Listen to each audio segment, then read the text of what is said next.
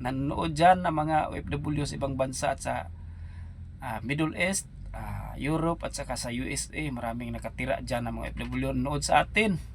Maraming salamat sa mga idol. Maraming salamat sa pag-subscribe yung sa aking video mga idol.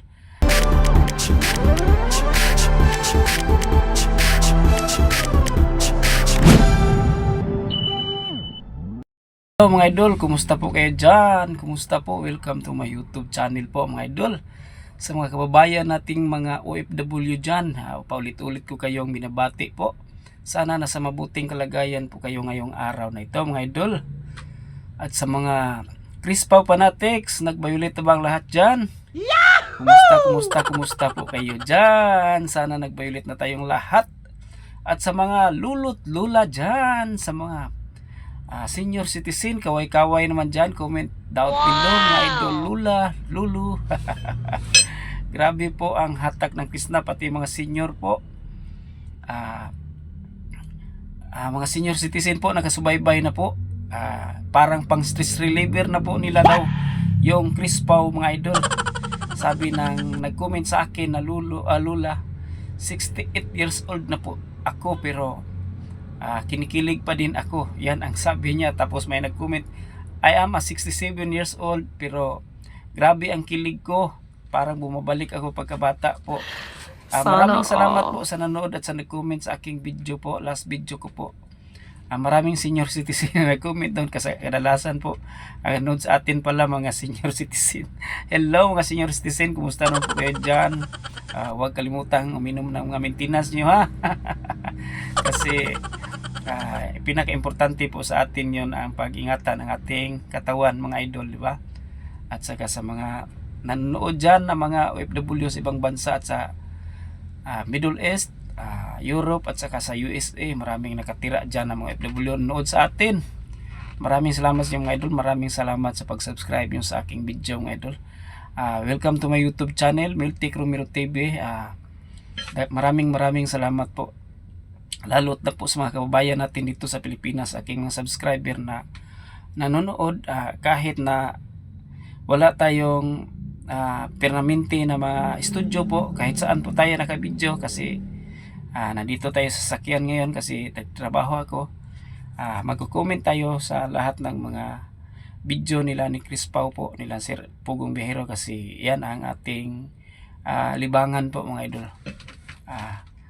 Na kahapon mga idol nakakita ako ng video ni Sir Paul na dinala niya si Krishna at saka si Junjun sa dental clinic kasi ayusin daw ang mga ngipin nila. Si Krishna, pinaayos na po niya ang ngipin ni Krishna, tapos kang Junjun din binunutan na ng ngipin si Krishna. At di ko akalain na pati si Junjun mga idol kasali sa pag paayos ng ngipin. Kasi sino bang boss na ganun? Kasi boss tauhan lang po niya si Junjun, tapos siya ang boss. Hindi ko akalain kasi malaki yata ang gasto pag magpa-dental tayo mga idol. Magbunot ng ngipin kasi private yon, hindi po siya libre. Private na clinic, mahamahalin, tapos gumastos talaga ka pag magpabunot. Tapos si Junjun, tauhan lang po niya, pinabunutan niya ng ngipin. Napakabait ng si Sir Paul po. Napakabait na amo, napakabait na boss. Di ko akalain na may ganyan pa pala ngayong tao. Kasi bihira na lang po tayo makakita ng ganyan na tao kasi kahit sinong hindi po mag-o-offer, kahit sinong mga boss na diyan, bihira lang po. Meron naman pero bihira na mag-o-offer na pabunutan tayo ng ngipin. Pero si Sir Paul, iba siya talaga pag mag-care sa kanyang mga tauhan, lalo na po sa kanyang PB team member. Tapos minamahal niya ng kinailaliman ng kanyang puso po ang kanyang mga tauhan po mga idol. Grabe. Lalo na po si Krishna mga idol, pinadamdam na po niya ang pagkikare kang Krishna kasi kanina meron siyang video na napanood ko. Nilulutuan niya ng lugaw si Krishna kasi hindi po makakain ng maayos si Krishna kasi masakit pa ata ang ngipin na binunot sa kanya. baka nag-inom pa ng gamot, hindi pa pwedeng mga ah, hard na pagkain, hindi pa pwede. Tapos siya mismo ang naglugaw kay Krishna at kay Junjun. Napakabait po na tao po si Sir Paul. Pati si Aisa, inaalagaan niya. Grabe mag-alaga po si Sir Paul ng tauhan, lalot na po kanyang napupusuan tulad ni Krishna, kanyang syuta. Pinaramdam na po niya gaano niya kamahal si Krishna.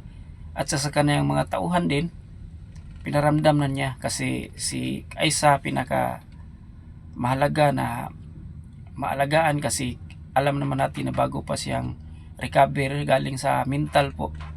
Tapos kailangan siyang alagaan sa pagkain at sa mga hindi pagbubuhat ng mga mabigat. Bihira lang po, no? Di tayo na makakita ng mga ganitong tao sa mundo. Kung meron man sa 10 tao, meron lang sigurong isa na ganun. Pero di ko expect na ganun pala. Grabe ang puso ni Sir Paul. Kasi tingnan nyo si Junjun, tauhan lang niya, kasambahay lang niya. Tapos hindi niya trinato na tauhan niya. Ang pagtingin niya kay Junjun, kapatid niya or kasama lang niya sa trabaho. Hindi po siya nagpa high level ba, hindi siya nagpa abuse siya. Hindi po. At saka sana po subaybayan natin ang Crispaw hanggang dulo na po ito. Kasi napakagandang panuorin po, napakagandang subaybayan po, kasi puro sila mga magagandang loob, may magagandang puso. Lalot na po si Krishna, kasi napakasimple niya. Kahit napakayaman na ng syuta niya, hindi po siya abusa po, hindi po siya hindi po lumalaki yung kanyang ulo. Ganyan lang po ang aking mariak kahapon sa video ni Sir Paul, mga idol. Maraming salamat po. Thank you for watching po. God bless sa lahat.